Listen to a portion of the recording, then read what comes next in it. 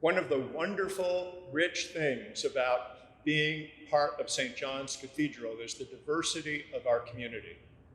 And one of the groups that have been part of the fabric of this community for many years now, is a whole group of folks from Belize. Now, I didn't know anything about Belize before I came to St. John's, but I've learned a great deal about the beauty and of this culture and this country. And in the video that you're about to see, Marlene Leslie, who's a retired teacher, is going to give you and me some background into this wonderful country. She is particularly good to speak about it because she has written a whole book on the cathedral, the Anglican Cathedral in Belize, for example. So she is an expert on her own country. So we're so pleased to have Marlene with us today, and stay tuned at the end of her video for a preview of some of the music that we're going to be highlighting on Sunday, September the 13th, which is our celebration of Belize Independence Day. We're so glad that you're with us and able to view this video, and we invite you to be part of our community on Sunday, September the 13th. Thank you.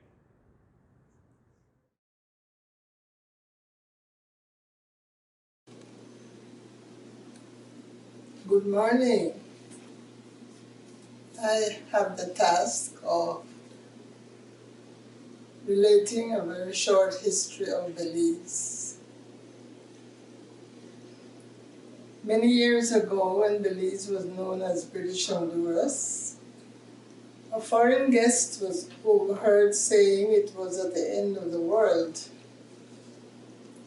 Well, today, I am not too sure that statement can be made convincingly, because before COVID-19 started raging, waves of tourists kept going there. They were fascinated with the natural beauty of the rainforests and the tranquil blue sea, as well as the friendliness of the people, besides other things. So where is Belize geographically? I need to establish that Belize is a country in the Caribbean, but it is not an island. Belize is situated on the east coast of Central America, facing the Caribbean Sea, and bounded on land by the republics of Mexico and Guatemala. It is separated from the Republic of Honduras by 50 miles of Guatemalan territory. The total area of the country is 8,867 square miles. The discovery of Belize. Several theories have been propounded about the discovery of British Honduras, now known as Belize. The first name formally given to the country was the settlement. During the 1600s, the area of present-day Belize became part of Spain's possession in Central America and the Caribbean through papal bulls. British buccaneers and woodcutters used to settle around the mouth of the Belize River. And it has been reported that in 1638, Peter Wallace, with 80 men, were the first European settlers who sought a safe harbor after having been shipwrecked. At that time, the area was also very famous for being used as a hiding place for pirates from Scotland and England. In the settlement, the population grew with the addition of disbanded British soldiers and sailors after the capture of Jamaica from Spain by Britain in 1655. The settlement had a troubled history during the next 150 years. It was subjected to numerous incursions from neighboring Spanish settlements because Spain was still claiming all of Central America. Captain Peter Wallace is believed to have left England for America on May 24th, 1609, with 6 ships. He founded the settlement and remained there as its leader. The British introduced slavery to the settlement and imported thousands of slaves from Africa to cut logwood and later mahogany.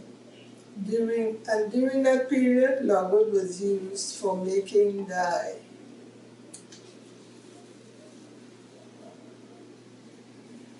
The intermarrying between the Europeans and their African slaves led to who the modern-day Creoles in Belize are.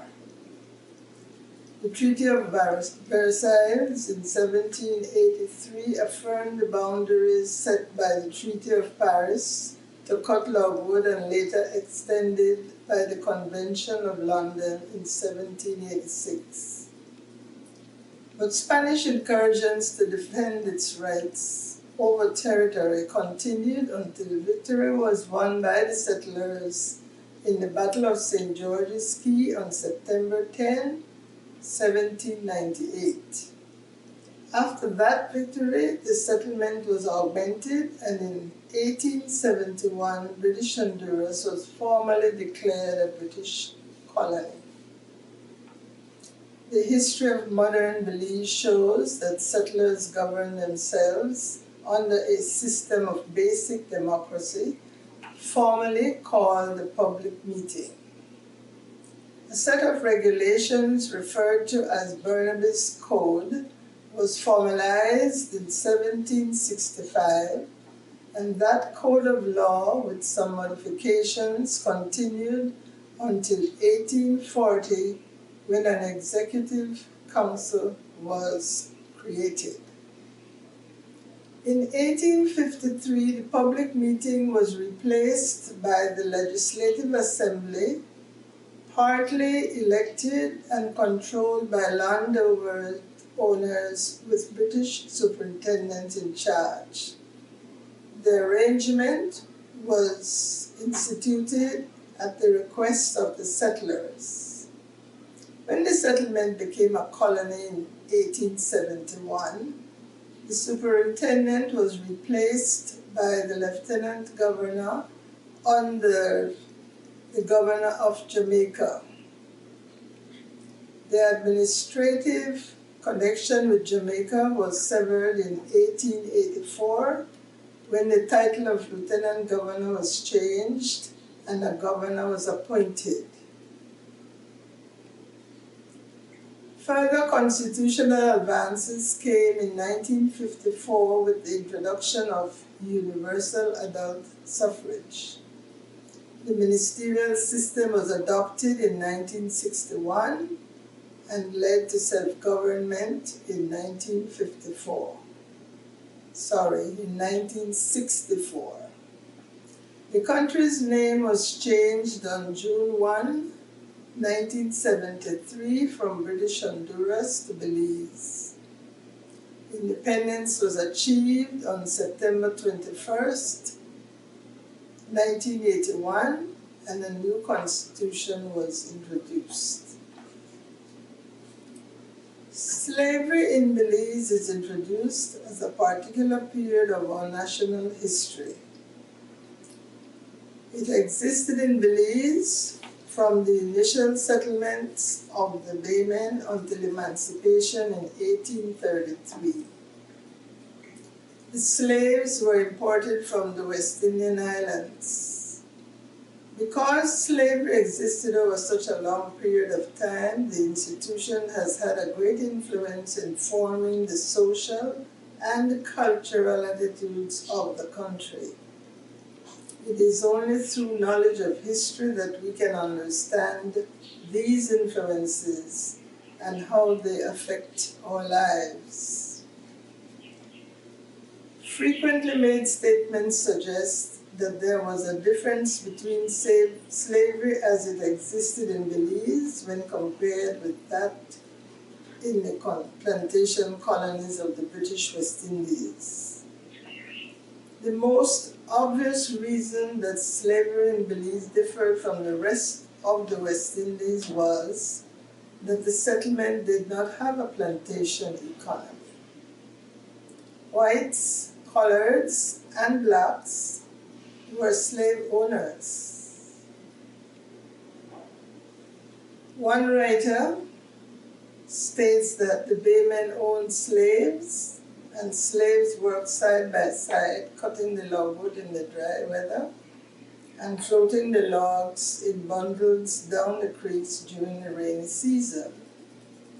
Hard, exacting work, but productive because of the camaraderie, which was quite different from the master-slave relationship of other sugar islands.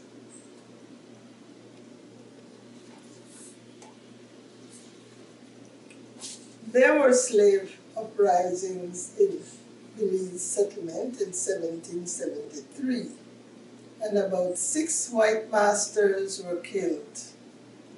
Under Spanish law, fugitive slaves from non-Spanish lands were given asylum and freedom. About 600 slaves, or 1/5 of them, were manumitted between the abolition of slave trade and the abolition of slavery. Now let us look at the missionary influence. Protestant Christianity in the settlement began in 1776 when a sick and discouraged Anglican priest went to the Bay of Honduras to convalesce. While there, he was invited to stay and be the chaplain of the settlement. At that time, the ecclesiastical responsibility of the Church of England was in the hands of the Bishop of London. Robert Shaw arrived in the Mosquito Shores and was distressed to find very little books and not much teaching was taking place. The slaves, of course, were not included in that aspect of educational, religious, or church endeavors. The public meeting in the settlement decided on February 11, 1811, to build a church. July 20, 1812, saw the laying of the foundation stone for the first church in the settlement, and it was for the Church of St. John the Baptist. That church was to become the first in Mesoamerica, Spanish America. The jurisdiction extended from the southern borders of Mexico down to the Isthmus of Panama. It also included British Honduras and the Spanish republics of Guatemala, Spanish Honduras, Salvador, Nicaragua, Costa Rica, and Panama. Historically, the church hosted the coronation of 3 kings from the Mosquito Nation. One coronation was on January 18, 1816, and the third prince crowned was George Augustus Frederick on Saturday, May 10, 1845. The complete transcript of the order of the coronation service can be found in the book named The Cathedral Church of St. John the Baptist Through the Ages, 1812 to 2012, by Marlene M. Parks Leslie. The history of Belize dates back many years, as you just heard. And I think it is important that some time be spent hearing about who created its history. The Maya civilization spread into the area of Belize between 500 BC to 1200 BC and flourished until about 1000 AD. Several Maya sites, including Cajalpech, Caracol, Labanai, Ubantun, Altunha, and Shinantanich, reflect the advanced civilizations and much denser population of that period. The first European incursions in the region were made by the Spanish conquistadors and missionaries in the 16th century, but they failed to establish colonial rule. Then came the loggers and the pirates who sporadically visited during the 17th century. Soon after, the African slaves from the Caribbean islands and Jamaica came, and slavery was introduced. The Creoles currently residing in the country are descendants of the slave masters having children with their slaves.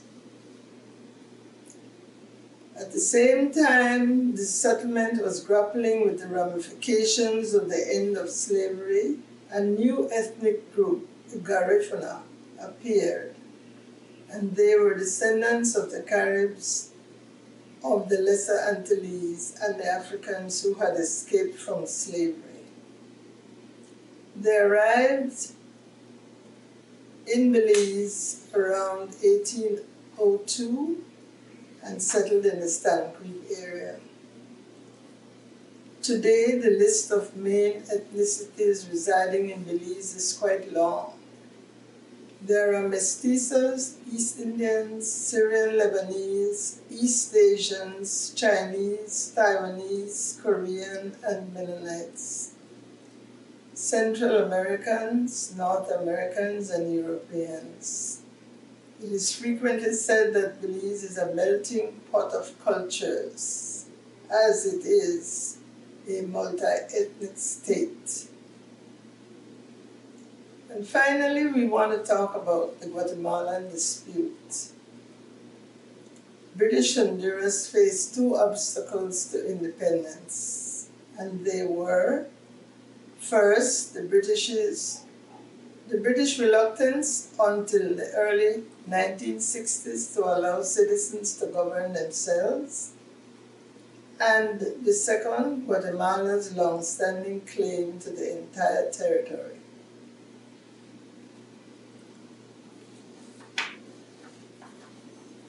Belize achieved its independence after much debate and